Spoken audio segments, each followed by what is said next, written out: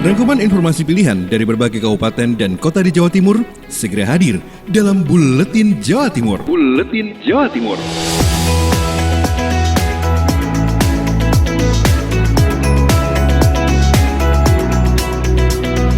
Halo sahabat, salam jumpa. Kami menyapa Anda kembali melalui rangkaian informasi yang kami kemas dalam Buletin Jawa Timur edisi 7 Desember 2020. Redaksi Buletin Jawa Timur hari ini telah menyiapkan informasi yang kami update dari beberapa lembaga penyiaran publik lokal, radio kabupaten dan kota di Jawa Timur. Saya Putri Rizkiana, membuka kebersamaan kita di edisi hari ini. Langsung saja kita beralih ke Kabupaten Blitar. Ada rekan Ninda Alivia dari Persada FM menyampaikan kabar. Dinas Sosial Kabupaten Blitar akan mengusulkan tenaga seleksi perbaikan data terpadu kesejahteraan sosial ke pusat.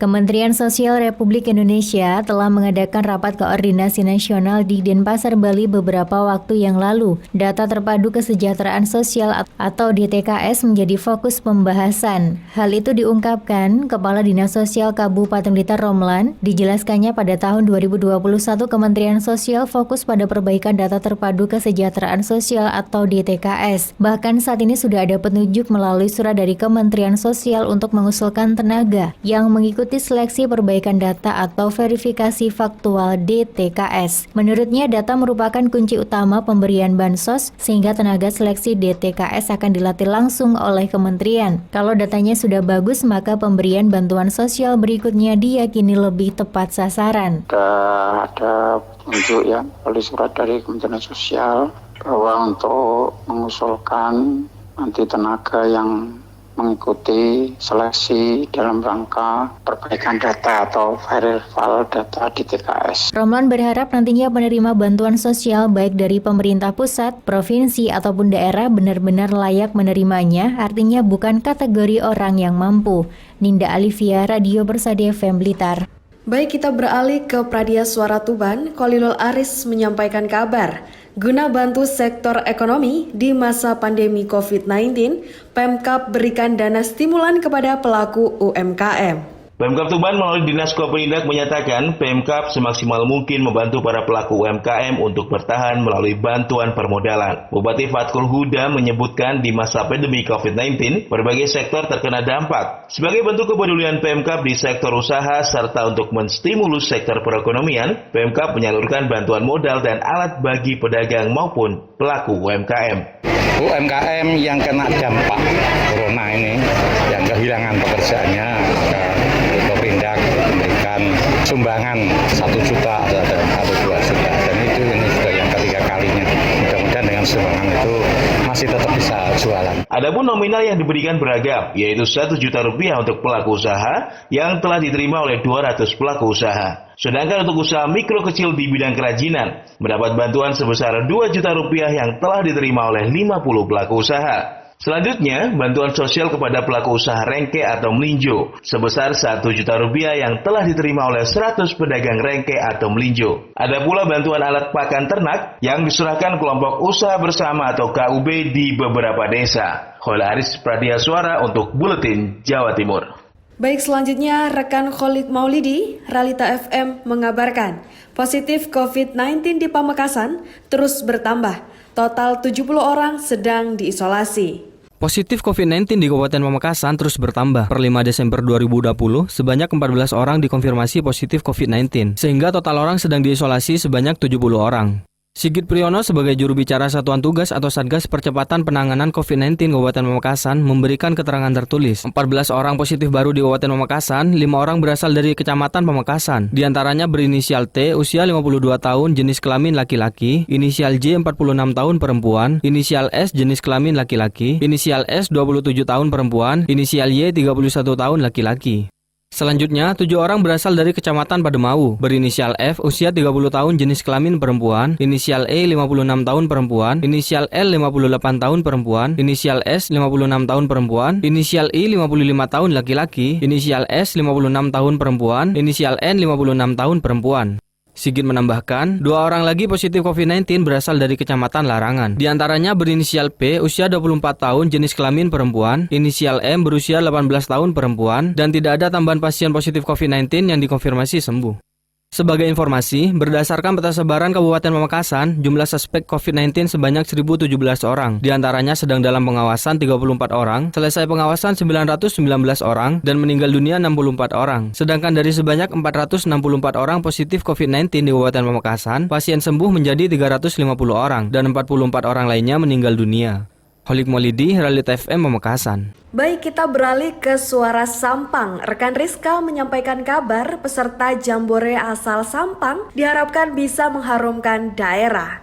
Dinas Pemuda, Olahraga, Kebudayaan, dan Pariwisata Dispora Budpar Kabupaten Sampang tahun ini mengirimkan 1 perwakilan Duta Pemuda untuk mengikuti kegiatan Jambore Pemuda Indonesia atau JPI tahun 2020 secara virtual.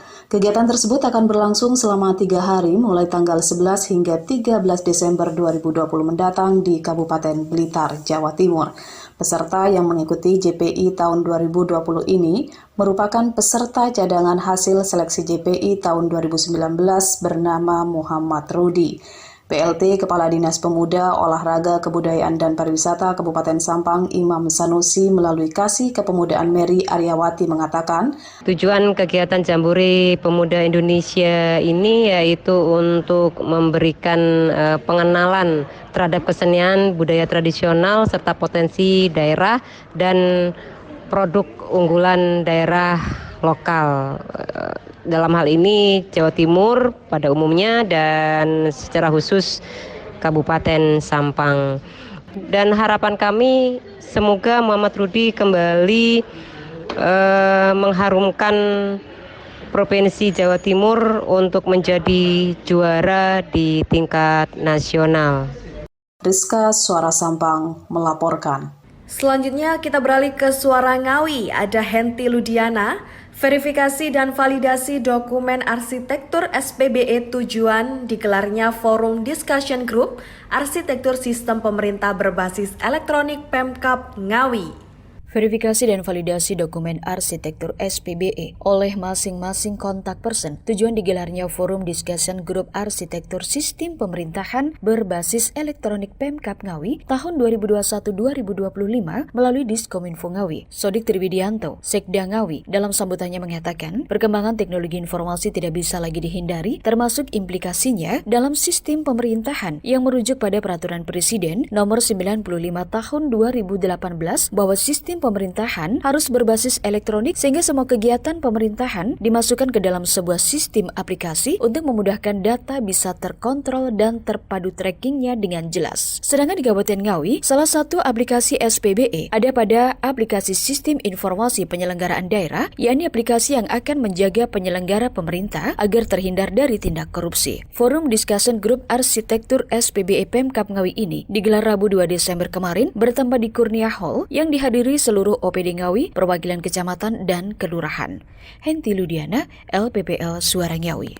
Informasi selanjutnya dari Kevin Chandra, Suara Gresik mengabarkan antisipasi banjir, warga Sangkapura Gresik bersama TNI membuat saluran air. Memasuki musim penghujan, sejumlah warga dan prajurit TNI di Desa Bulu Lanjang, Kecamatan Sangkapura, Gresik, kompak membuat dan membersihkan saluran air. Hal itu dilakukan untuk mencegah terjadinya genangan air saat hujan maupun banjir di wilayah setempat. Pengerjaan saluran air sepanjang 750 meter terus dikebut mengingat intensitas hujan terus terjadi dalam beberapa hari terakhir. Dan Ramil Sangkapura, Kapten Air Hakuntoko mengatakan pengerjaan saluran air terus dilakukan untuk menghindari genangan air ataupun banjir saat hujan bersama warga sekitar. Beliau juga menjelaskan kegiatan bakti sosial akan terus dilakukan sebagai bentuk dedikasi kepada masyarakat. Dalam segala pergerakan yang akan dilakukan personil Koramil Sangkapura, protokol kesehatan terus disampaikan kepada seluruh masyarakat. Berharap untuk wilayah Sangkapura bisa terbebas dari COVID-19 dan dinyatakan sebagai zona hijau. Serta masyarakat tidak menjadi khawatir dalam melaksanakan aktivitas. Harapannya dengan kegiatan ini bisa terjalin ikatan persaudaraan antara TNI dengan rakyat. Dan Ramil Sangkapura juga terus akan berupaya untuk menjaga kekompakan dan keharmonisan antara Muspika dan komunitas masyarakat. Saya, Kevin Chandra, Suara Gresik melaporkan untuk Buletin Jawa Timur.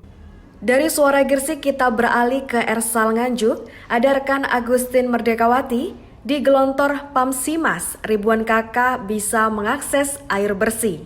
Jumlah daerah yang mengalami kesulitan air bersih di Kabupaten Nganjuk terus menyusut. Setidaknya ada puluhan ribu kepala keluarga di Kota Angin yang kini bisa mengakses air bersih lewat program penyediaan air minum dan sanitasi berbasis masyarakat atau PAMSIMAS. Program yang berjalan sejak 2014 ditargetkan bisa mengentaskan sekitar 80 ribu kepala keluarga di Nganjuk yang kesulitan air bersih. Dan di tahun 2021, total ada 18 desa yang mendapat program PAMSIMAS dengan rincian 10 desa mendapat program PAMSIMAS dari APBN, 4 desa dari APBD, dan 4 lainnya dari hibah insentif daerah. Kepala Dinas Perumahan Rakyat Kawasan Pemukiman dan Pertanahan Nganjuk Suharno mengatakan, tiap tahun program PAMSIMAS dilaksanakan di Nganjuk agar jumlah warga yang kesulitan air bersih terus berkurang. Dengan PAMSIMAS, warga tidak hanya bisa mengakses air bersih, namun juga sanitasi yang sehat. Di tiap desa yang mendapat program PAMSIMAS, setidaknya ada 200-300 kepala keluarga yang memanfaatkannya. Dari Agustin Merdekawati, Suara Anjuk Ladang Nganjuk.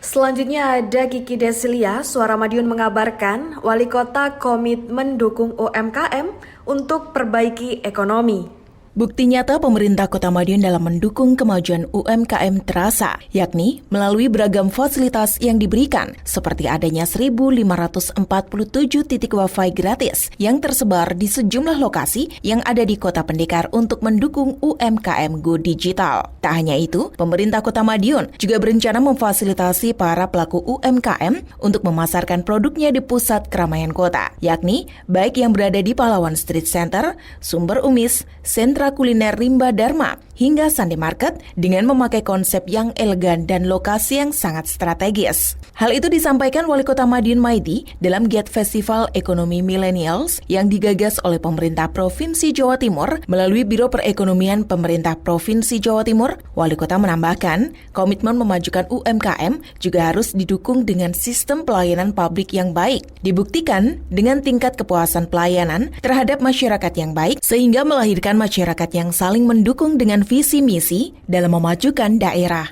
Kiki Desilia, Suara Madiun.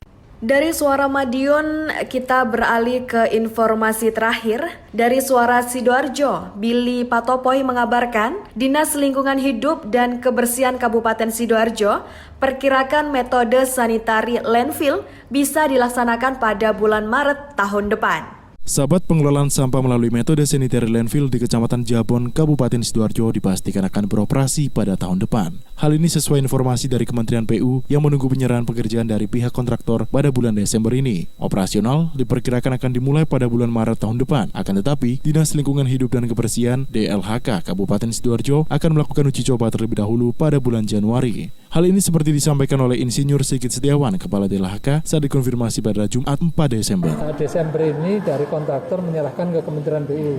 Dari Kementerian PU nanti kalau itu diterima pekerjaannya akan diserahkan ke Sidoarjo. Nah, setelah itu baru kami mulai melakukan operasional. Tapi juga tentunya bertahap karena personilnya, operator alat beratnya, operatornya sorting, composting itu harus training dulu.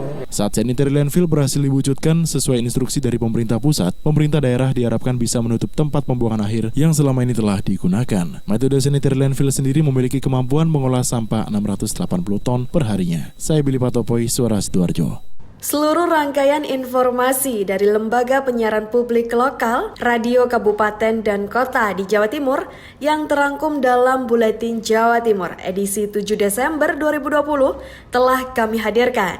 Saya Putri Rizkyana, pamit undur diri, selamat beraktivitas, dan kita berjumpa kembali di Buletin Jawa Timur edisi berikutnya. Rangkuman informasi pilihan dari berbagai kabupaten dan kota di Jawa Timur baru saja sahabat dengarkan dalam Buletin Jawa Timur. Buletin Jawa Timur. Buletin Jawa Timur bisa sahabat dengarkan Senin sampai Jumat jam 8 pagi dan 4 sore. Disiarkan serentak di Lembaga Penyiaran Publik Lokal Suara Sidoarjo, Persada Kabupaten Blitar, Mardika Kota Blitar, Ralita Pamekasan, Suara Sampang, Suara Kota Probolinggo, Suara Lumajang, Suara Pasuruan, Blambangan Banyuwangi, Wika Mojokerto, Suara Gresik, Pradia, Suara Tuban, Malawapati Bojonegoro, Ersal Nganjuk, Suara Madiun, Suara Ngawi, Suara Pacitan, Praja Angkasa Trenggalek, Magetan Indah, dan RGR Tulungagung. Persembahan dari Asosiasi Lembaga Penyiaran Publik Lokal Jawa Timur.